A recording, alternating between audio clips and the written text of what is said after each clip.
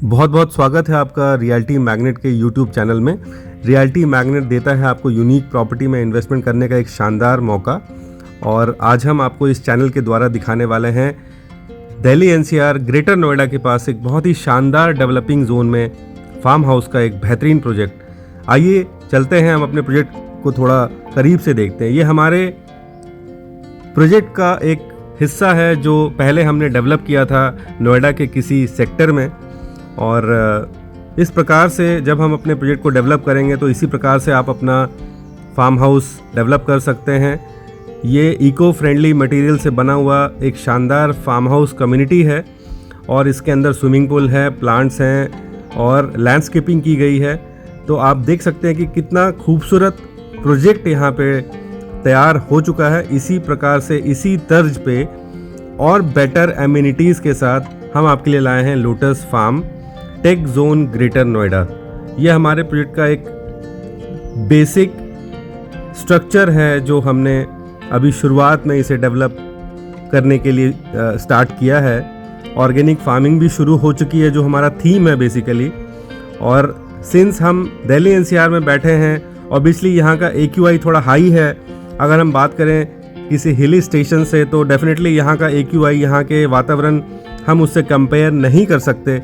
But फिर भी ऐसे लोकेशन में रह के अगर हम नेचर से जुड़े रहते हैं, नेचर के करीब रहते हैं, तो काफ़ी स्वास्थ्य लाभ हम यहाँ से भी उठा सकते हैं। क्योंकि सबसे बड़ी दिक्कत ये है कि अगर हमने कोई प्रॉपर्टी अपने घर से 2.5, 3, 4, 5 घंटे की दूरी पे ली है तो उसे इस्तेमाल करना थोड़ा मुश्किल होता है। डेफिनेटली आप वैसी प्रॉपर्टी से कुछ पैसे बना सकते हैं, एप्रिसिएशन ले सकते हैं, लेकिन अल्टीमेटली आपको अपने दिनचर्या या जो भी आपके बिजनेस या जॉब में आप इन्वॉल्व हैं उससे समय निकाल कर वैसे लोकेशन में जाना थोड़ा मुश्किल होता है। थोड़ा समय बिताना कम मौका मिलता है।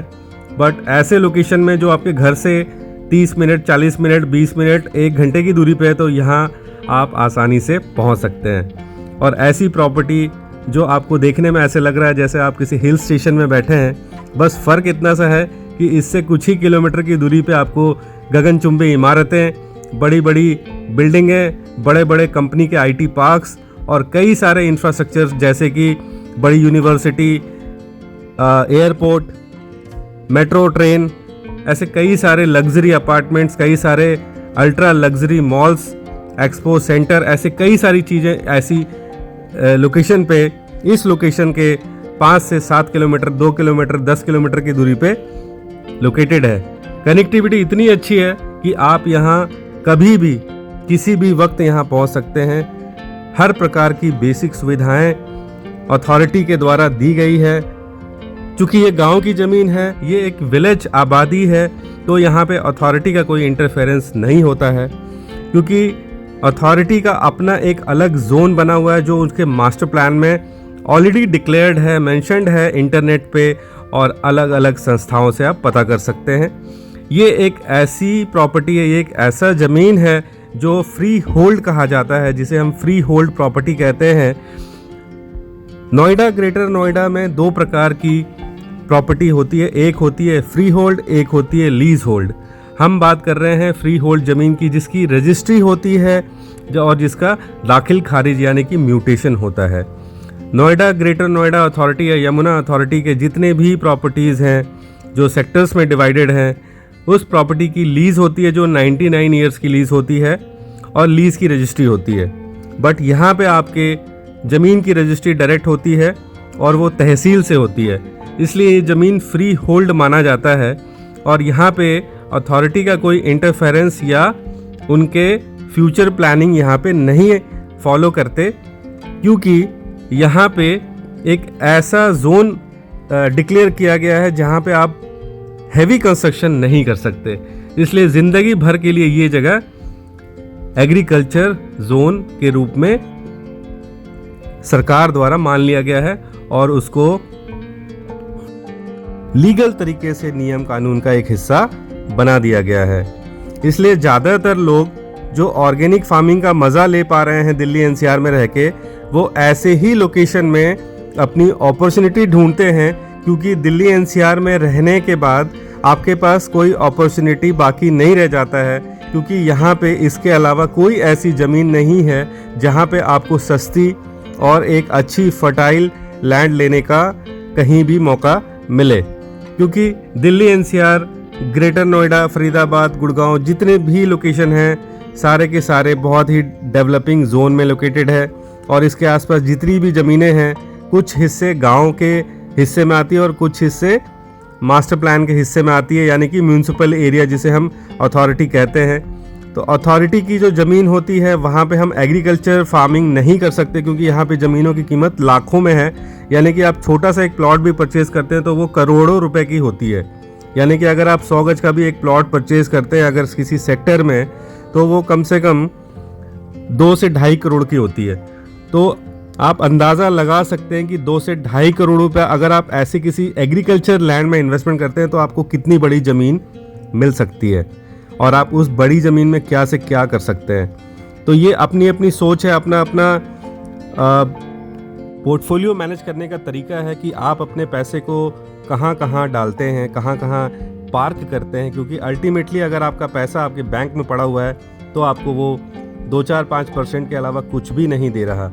क्योंकि अल्टीमेटली आप अपने पैसे को किसी ज़मीन में इन्वेस्ट करते हैं या किसी कमर्शियल प्रॉपर्टी में इन्वेस्टमेंट करते हैं या किसी अपार्टमेंट में इन्वेस्टमेंट करते हैं, उसके ऊपर डिपेंड करता है कि आपकी एप्रिसिएशन वैल्यू क्या है या आप वहाँ से क्या रिटर्न ले पा रहे हैं।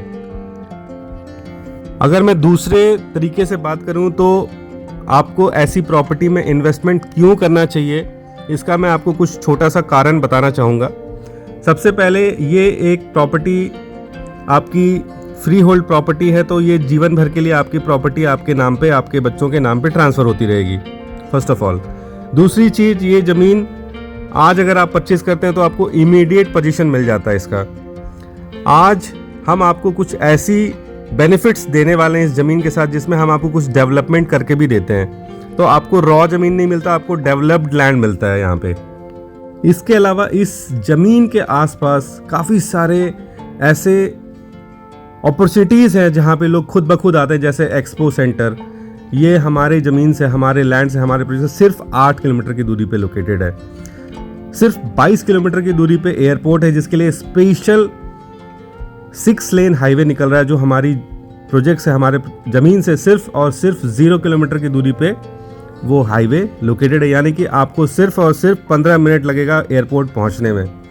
तो ऐसी कोई ज़मीन, ऐसा कोई प्रॉपर्टी जो आज के डेट में एयरपोर्ट से सिर्फ 15-20 मिनट की दूरी पे लोकेटेड है, तो उस प्रॉपर्टी की वैल्यू क्या है आप खुद अंदाज़ा लगा सकते हैं। क्योंकि अगर आप दिल्ली एनसीआर के मार्केट के बारे में आपको पता है तो आपको मैं ये बता देना चाहूँगा कि ऐसी कोई भी प्रॉपर्टी, चाहे वो एग्रीकल्चर लैंड हो, चाहे वो रेसिडेंशियल हो, चाहे वो कमर्शियल हो, उसकी वैल्यू अपने आप में एक बहुत अच्छी वैल्यू हो जाती है एक समय के बाद, जब यहाँ पे एयरपोर्ट ऑपरेशनल हो जाएगा। ये जेवर एयरपोर्ट है और ऐसा कहा जा रहा है कि ये one of the largest airport है, जहाँ पे कार्गो एयरपोर्ट भी होगा, डोमेस्टिक एयरपोर्ट भी होगा और इंटरनेशनल एयरपोर्ट भी होगा। क्योंकि यहाँ पे ऐसी बहुत सारी अपॉर्चुनिटीज़ आ रही है।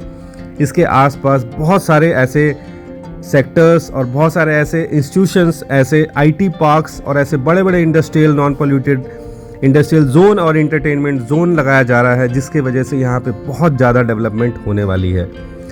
फिल्म सिटी जो हैदराबाद में है, जो मुंबई में है, उसका एक बड़ा यूनिट यहाँ पे खुलने वाला है। कई सारे सोसाइटीज़ हैं, जैसे सेक्टर 150, चाई 5, ऐसे अल्फ़ा, बीटा, गामा, सब इसके आसपास सराउंडेड है। यमुना एक्सप्रेसवे यहाँ से मात्र 2 किलोमीटर की दूरी पे लोकेटेड है, जिससे कि आप आगरा, मथुरा, वृंदावन और पता नहीं कहाँ कहाँ पहुँच सकते हैं इस एक्सप्रेसवे हाईवे से। ईस्टर्न पेरिफेरल जो यहाँ से सिर्फ और सिर्फ 1-2 किलोमीटर की दूरी पे लोकेटेड है। मंझावली का एक नया ब्रिज तैयार हो चुका है फरीदाबाद में, ऑलरेडी रेडी है। अभी सिर्फ नोएडा की तरफ, यानी कि ग्रेटर नोएडा की तरफ थोड़ा सा काम बाकी है, लगभग आधे 1 किलोमीटर का, जो मुझे लगता है कि आने वाले 1-2 महीने में तैयार हो जाएगा। पुल बनते ही आपको पता है, जब भी कोई नई सड़क बनती है, जब भी कोई हाईवे बनता है, तो किस प्रकार से लोग उसको इस्तेमाल करते हैं। खास करके दिल्ली एनसीआर की जो ट्रैफिक है, जो यहाँ का जो क्राउड है, वो चाहता है कि मुझे एक अच्छा सड़क मिले, एक अच्छी हाईवे मिले। वो भीड़ भाड़ से अलग हटकर थोड़ा एक्स्ट्रा पैसा देके उस हाईवे को यूज़ करता है। जैसे दिल्ली मुंबई एक्सप्रेसवे अपने आप में एक बहुत बड़ा एग्जाम्पल है जो अभी रिसेंटली डेवलप हुआ और काफ़ी लोग उस एक्सप्रेस हाईवे का, दिल्ली मुंबई एक्सप्रेस हाईवे का इस्तेमाल कर रहे हैं। हालांकि उसके बदले उनको काफ़ी टैक्स पे करना पड़ता है, फिर भी उन्हें कोई फ़र्क नहीं पड़ता, मुझे कोई फ़र्क नहीं पड़ता, क्योंकि हमें फ्री ट्रैफिक चाहिए, हमें ज़्यादा रश नहीं चाहिए, हमें साफ़ सुथरी एलीट क्लास की एक व्यवस्था चाहिए जो सरकार हमारे लिए तैयार कर रही है। डेफिनेटली बहुत सारी बातें हैं जो हम इस पे डिस्कशन कर सकते हैं इंफ्रास्ट्रक्चर्स पे, क्योंकि हम जहाँ बैठे हैं ये जगह वन ऑफ द बेस्ट आप कह सकते हैं डेवलपिंग जोन है, क्योंकि ऐसी कोई चीज़ नहीं है जो यहाँ पे नहीं है। अभी बहुत सारी प्लानिंग है। आप यहाँ पे ये देख सकते हैं कि यहाँ पे आने वाले टाइम में डेटा सेंटर खुलने वाला है। बहुत बड़ी बड़ी कंपनी का अपना बड़ा बड़ा प्लानिंग है। जैसे डिज्नीलैंड यहाँ पे एक बहुत बड़ा एडवेंचर पार्क लेके आने वाला है। इसके अलावा बहुत बड़े बड़े मल्टीनेशनल कंपनीज हमारे इस पर्टिकुलर लैंड से, जो आप इस स्क्रीन पे देख रहे हैं, यहाँ से कुछ ही किलोमीटर पे आपको बड़े बड़े कंपनीज का आउटलेट या उनका वेयर हाउस या इस तरह की चीज़ें, फैक्ट्रीज़, मोबाइल की कंपनी, चिप की कंपनी, बहुत सारी चीज़ें, टेक्सटाइल की कंपनीज यहाँ पे खुलने वाली है। काफ़ी लोग आने वाले हैं। उस समय ये ज़मीन, उस समय भी इस ज़मीन का टाइटल एग्रीकल्चर होगा। तो आप खुद अंदाज़ा लगा सकते हैं कि लोग यहाँ पे क्यों नहीं आएंगे, ऐसी ज़मीन की ट्रेडिंग क्यों नहीं होगी। आज ये साधारण सा दिखने वाला ज़मीन एक समय के बाद आपको करोड़ों रुपए देने वाला है। आज लाखों की इन्वेस्टमेंट करके करोड़ों रुपए कमाना चाहते हैं, तो आज के आज इस ज़मीन पे आप पैसा निवेश करें, इसे देखें और समझें, इसकी बारीकियों को समझें। आपको ऐसा लगता है कि ऐसी ज़मीनों में बहुत कम लोग इन्वेस्टमेंट करते हैं, ऐसा सोचना आपका गलत सोच है। आप आके देखिए कि यहाँ पे कैसे कैसे लोगों ने ज़मीन खरीदी है और क्या क्या प्रॉपर्टीज़ बनाई है। आप दंग रह जाएंगे। ऐसी जगह पे लोगों ने जन्नत बना दिया है। शानदार शानदार प्रॉपर्टीज़, शानदार शानदार कॉटेजेस और शानदार शानदार फार्म हाउसेस लोगों ने तैयार किया है, अपना एक सेकंड होम तैयार किया है। और प्रीवियस प्रोजेक्ट्स में काफ़ी लोग रह रहे हैं, वहाँ पे पूरी फैमिली रहती है।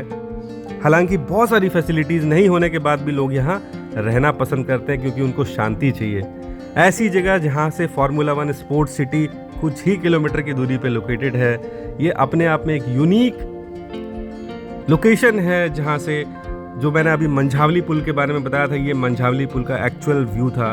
और गौतम बुद्धा यूनिवर्सिटी, जो अपने आप में बहुत बड़ी यूनिवर्सिटी है, लगभग 500 प्लस एकड़ में फैला हुआ यूनिवर्सिटी है, जो एशिया का one of the largest university है। गलगोटिया यूनिवर्सिटी है। इसके अलावा नॉलेज पार्क 3 में कम से कम 50 यूनिवर्सिटीज़ है, अलग अलग Sharda universities and so many universities, जो इस जगह की वैल्यू को 4 चांद लगा देता है। एक ऐसी कम्युनिटी बनने वाली है जो आप अपने स्क्रीन पे देख रहे हैं। इसमें अगर आप एक 4 गज का या 2000 गज का या 3000 या 1 एकड़ का फार्म परचेज करते हैं, तो आज की कीमत और आने वाले 5 साल की कीमत आप अंदाज़ा नहीं लगा सकते कि आपकी क्या अप्रिसिएशन वैल्यू होने वाली है।